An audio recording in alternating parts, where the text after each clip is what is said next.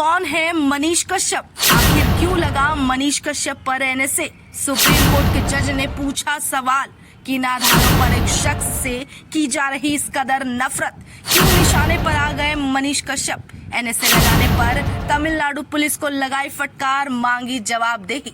मनीष कश्यप इन दिनों मदुरई के हिरासत में जेल में है। बीते दिनों सुप्रीम कोर्ट में मनीष कश्यप की सुनवाई हुई। कई दिनों के बाद तारीख मिलने के बाद आखिरकार 21 अप्रैल को कुछ अच्छी खबर सुनने को मिली है। ऐसा लग रहा है कि शायद अब मनीष कश्यप को जल्द ही न्याय मिल सकेगा। उनके पक्ष में आता हुआ ये मामला अब उनके चाहने वालों को बेहद खुशी पहुंचा रहा है। सुप्रीम कोर्ट से उन्हें राहत भी मिली है। बीते दिनों हुई सुनवाई में सबसे महत्वपूर्ण ये रहा कि इस बार जज ने सबसे पहले मनीष कश्यप के मामले पर ही सुनवाई की और इस पर सीधे तौर पर तमिलनाडु पुलिस और बिहार पुलिस पर कई सवाल खड़े किए हैं। इससे पहले कि 21 तारीख के सुनवाई में हुए मुद्दों के बारे में बताएं, उससे पहले एक बात पर हमें जरूरी तौर पर गौर फरमा लेना चाहिए। आखिर मनीष कश्यप है कौन? कुछ लोग इन्हें यूट्यूबर कहकर पुकारते हैं तो कुछ लोगों के लिए ये पत्रकार है। इंजीनियरिंग करने के बाद मनीष कश्यप ने जनता के लिए कुछ करने की ठानी और इसके लिए उन्होंने जरिया बनाया यूट्यूब प्लेटफॉर्म को।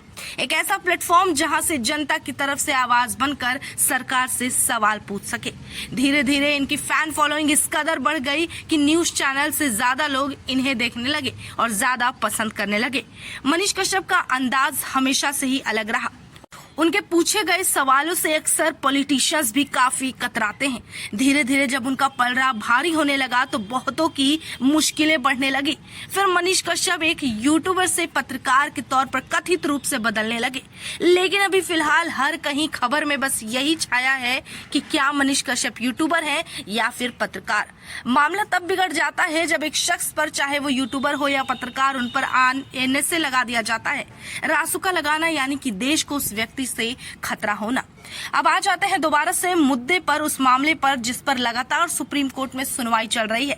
जब मनीष कश्यप पर एनएसए लगाया गया उसके बाद चीख चिल्लाकर हर कोई बस यही पूछ रहा था, हर कोई बस यही जानना चाहता था आखिर किस आधार पर उनका पर रासुका लगाया गया है।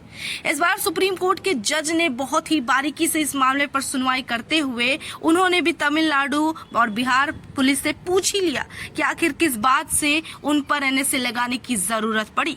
उन आधारों को स्पष्टीकरण के तौर पर पेश करने के लिए कोर्ट की तरफ से नोटिस तक जारी हुआ है। साथ ही जज ने पहली बार इंसानियत तौर पर यह भी कहा कि आखिर एक शख्स से इस कदर नफरत क्यों की जा रही है। जब से जज की तरफ से इस कदर की राहत मिलती दिखी है तब से अब सुप्रीम कोर्ट के फैसले का हर किसी को बेसब्री से इंतजार हो गया है। आने वाले दिनों में अगली सुनवाई 28 तारीख को तय की गई है।